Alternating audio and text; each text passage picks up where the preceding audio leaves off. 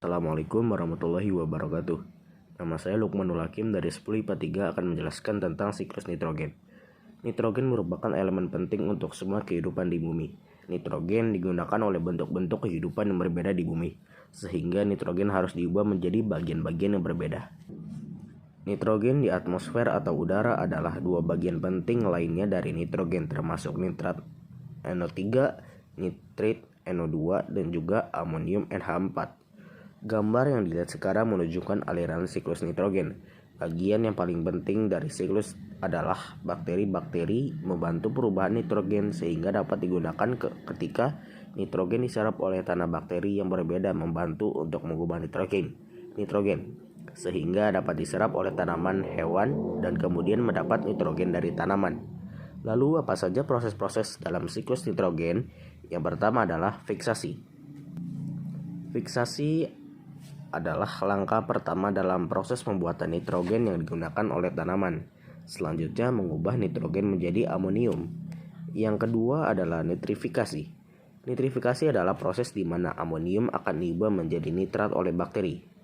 Nitrat adalah unsur yang bisa diserap oleh tanaman. Yang ketiga, simulasi ini adalah bagaimana tanaman mendapatkan nitrogen. Mereka menyerap nitrat dari tanah ke akar mereka. Kemudian nitrogen akan digunakan dalam asam amino, asam nukleat, dan klorofil. Lalu ada amonifikasi. Ini adalah bagian dari proses pembusukan ketika tanaman atau hewan mati pengurai seperti jamur dan bakteri mengubah nitrogen kembali menjadi amonium sehingga dapat memasukkan kembali siklus nitrogen. Dan yang terakhir adalah denitrifikasi. Nitrogen yang terdapat dalam tanaman atau di dalam tanah akan dikembalikan ke udara. Ada bakteri khusus yang melakukan tugas ini juga. Sekian dari saya. Assalamualaikum warahmatullahi wabarakatuh. Di sini saya akan menjelaskan tentang siklus fosfor. Siklus fosfor adalah siklus biogeokimia yang menggambarkan transformasi dan translokasi fosfor dalam tanah, air, serta bahan organik hidup dan mati. Penambahan fosfor ke tanah terjadi ketika penambahan bubuk anorganik dan anorganik dan degradasi serta dekomposisi bahan organik. Proses ketika fosfor bergerak melalui litosfer, hidrosfer, dan biosfer. Fosfor sangat penting dalam struktur dan fungsi sel tumbuhan dan hewan bergerak melalui litosfer, hidrosfer, dan biosfer. Fosfor sangat penting dalam struktur dan fungsi sel tumbuhan dan hewan. Tahapan proses siklus fosfor melalui beberapa tahapan dan proses untuk bisa menjadi senyawa yang baik untuk digunakan manusia. Berikut ini proses siklus fosfor yang wajib untuk kita tahu. Yang pertama, pelapukan batuan siklus fosfor dimulai dari sumber utama fosfor yang sering dijumpai dalam batuan dengan proses pelapukan. Pelapukan tersebut berlangsung secara alami dan dipengaruhi oleh faktor hujan, cuaca, dan juga erosi yang menyebabkan fosfor berpindah ke tanah. Pada saat batuan yang di dalamnya mengandung fosfor terkena air hujan, maka secara langsung akan melepaskan ion fosfat dan mineral lainnya yang terdapat di dalamnya. Selanjutnya yang kedua, penyerapan oleh tanaman-tanaman dan hewan yang terkandung dalam tanah akan dimanfaatkan oleh tumbuhan, jamur, dan mikroorganisme yang ada di sekitarnya. Sedangkan pada manusia dan hewan, herbivora akan menyerap fosfor kepada tanaman ketika mengonsumsi. Pada hewan karnivora, fosfat akan diperoleh pada saat memangsa hewan herbivora. Yang ketiga, dekomposisi dan dekomposer. Berikut fosfor akan kembali lagi ke alam atau lingkungan melalui proses penguraian atau yang biasa disebut dekomposisi. Fosfat yang sudah masuk ke dalam tanaman atau hewan akan diurai oleh dekomposer ketika tanaman atau hewan tersebut mati. Maka fosfat organik akan kembali ke tanah atau air sebagai tempat asalnya. Proses siklus fosfat tersebut dilanjutkan oleh bakteri yang ada di dalam tanah yang berperan memecah bahan organik menjadi bentuk fosfat yang dapat diserap oleh tanaman, dan proses ini disebut dengan mineralisasi. Fosfor yang terdapat di dalam air terus berlanjut siklusnya sampai menjadi sedimen sampai mengaruh ke lautan. Yang terakhir, mineralisasi. Pada tahap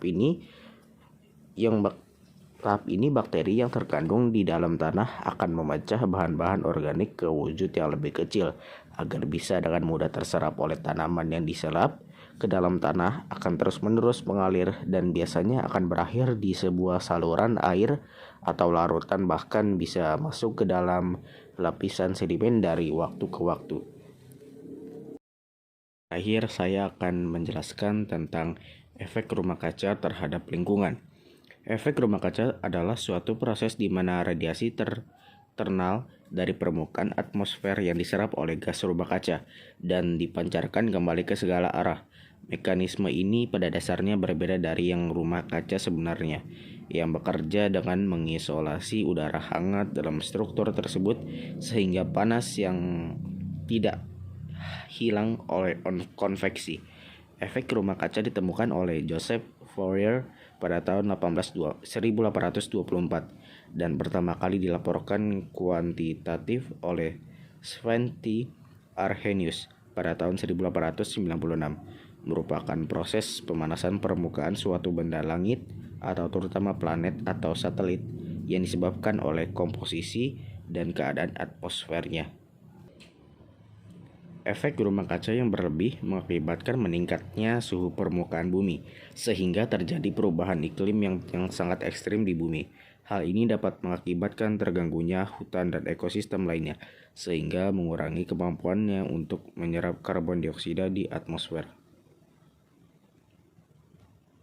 Pemanasan global mengakibatkan mencairnya gunung-gunung es di daerah kutub yang dapat menimbulkan naiknya permukaan air laut. Cuaca yang ekstrim akan mempercepat penyebaran penyakit baru dan bisa memunculkan penyakit lama. Penyakit seperti malaria, diare, dan demam berdarah diperkirakan akan meningkat di negara tropis seperti Indonesia.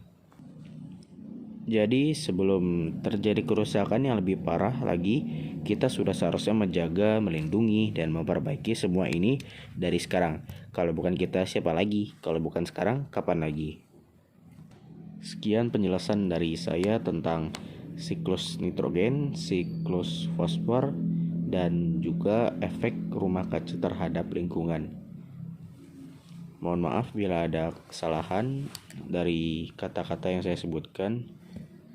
Saya Lukmanul Hakim dari 10 IPA 3. Terima kasih. Assalamualaikum warahmatullahi wabarakatuh.